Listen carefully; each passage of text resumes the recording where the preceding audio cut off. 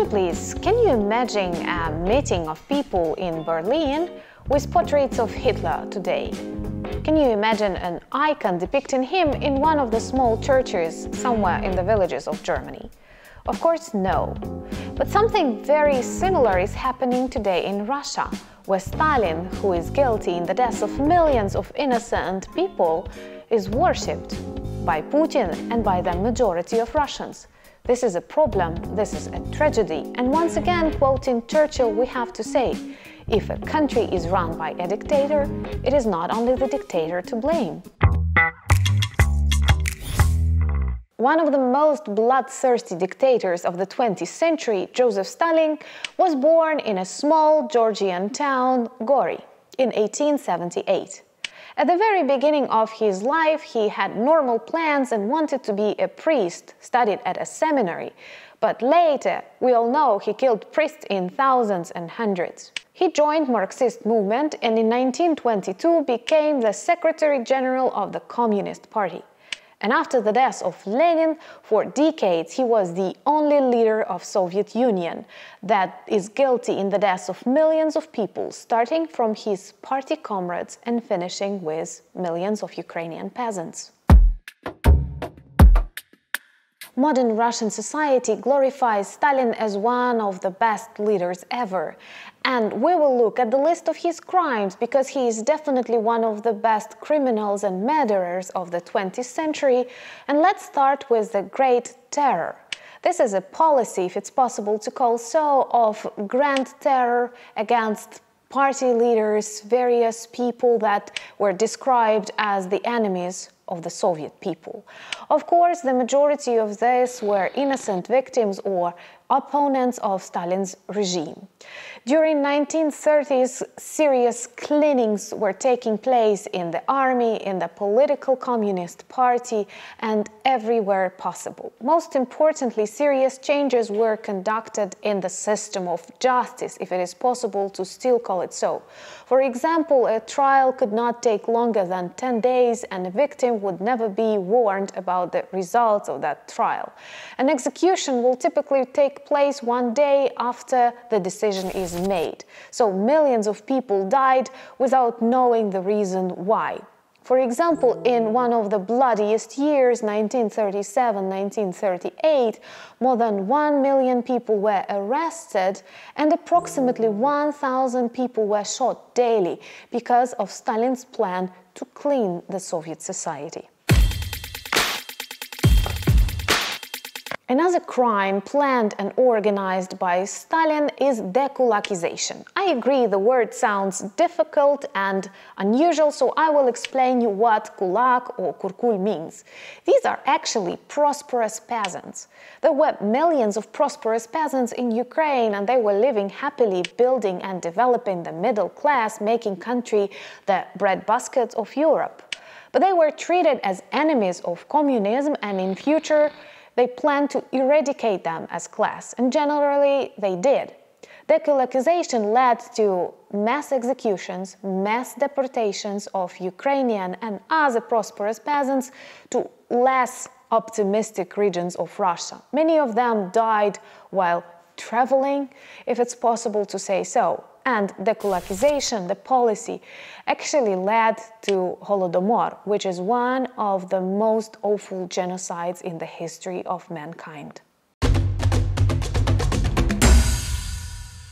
We will have a separate video about Holodomor, which is one of the greatest tragedies in the history of Ukrainian society and one of the worst genocides, crimes against humanity ever.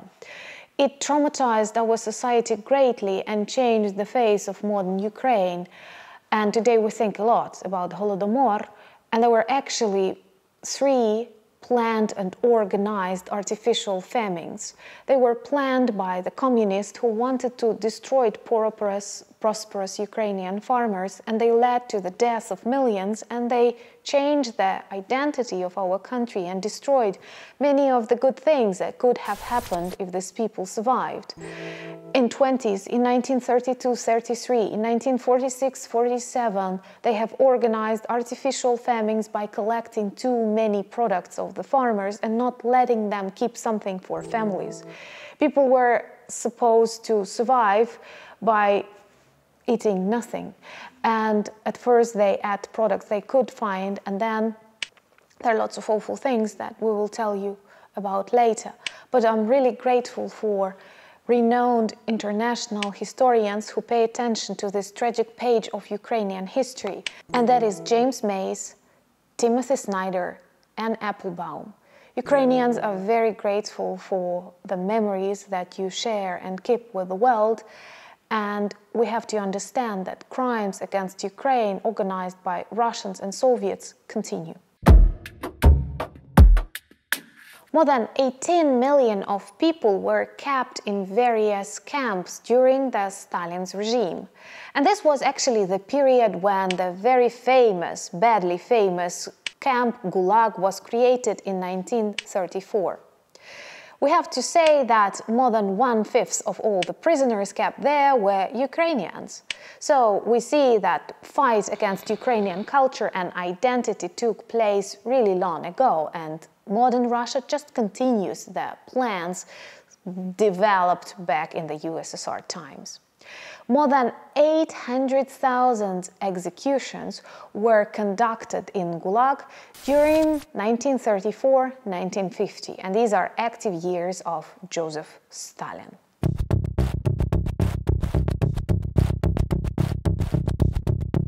Another crime that I have to mention is mass deportations of various peoples from the places they lived. For Ukraine, that is a tragedy of Crimean Tatars who were taken away from their lands and are not able to live normally now after the annexation of Crimea in 2014. The history of the Second World War is very complicated, and the vision of Russia is totally toxic. They try to demonstrate they are the only winners in this war, forgetting their collaboration with the Nazi regime. For many countries that were under Soviet regime, the Second World War actually started not in 1939, as it did, but in 1941. Only recently in Ukraine we have changed the dates on the memorials to demonstrate the solidarity and to understand the crimes of the Nazi regime. But what to expect from Soviets who actually signed the Molotov-Ribbentrop Pact, that is non-aggression pact that demonstrated cooperation between the two regimes? Of course, when we look at modern Russia, when we look at Stalin's totalitarian regime, we recognize lots of traces, borrowed or similar to the Nazi regime in Germany. With one big difference: Nazis are no more popular in Germany, but Russist, Stalin, and all that totalitarian Soviet stuff is extremely popular in modern Russia. After the death of Stalin, the cult of personality disappeared pretty quickly, in 1956 already.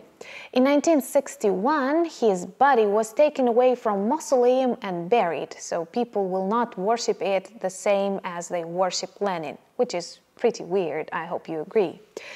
But the problem is that in modern Russia, Stalin becomes more and more popular. At the beginning of the millennium, he was disliked by the majority because you could read something about his crimes, about his attitudes towards even his own people, Russians, Georgians, and other occupied by Soviet Union.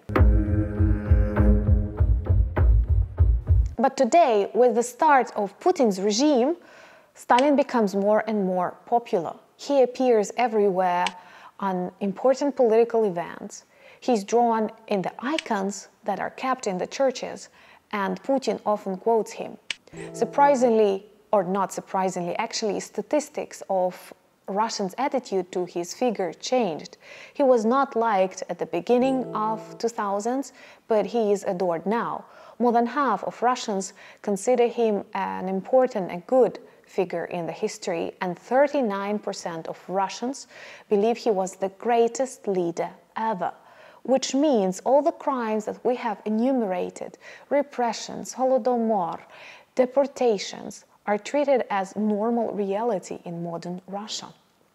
That's why we have to understand that old Soviet myths, they fuel the mentality of Russians today, and that is very dangerous for the world and mankind in general. My name is Anna, and I'm a Ukrainian. And sometimes I imagine how different life would have been for Ukraine and Ukrainians if we were not occupied by Soviet Union, if Soviet Union were not run by Stalin. We would have more people living here, happier, our identity would be stronger, Holodomor would not happen. This would be a totally different, stronger, happier and larger country. I know we will win this war, but if you ask me a question, could I have killed Stalin? Well, yes. And for Putin, I have a similar plan. And I also know that Soviet Union myths must be debunked, because they fuel Russian mentality and military machine. And we must show the world that Russia tries to repeat the destiny of Soviet Union, and it will, by collapsing.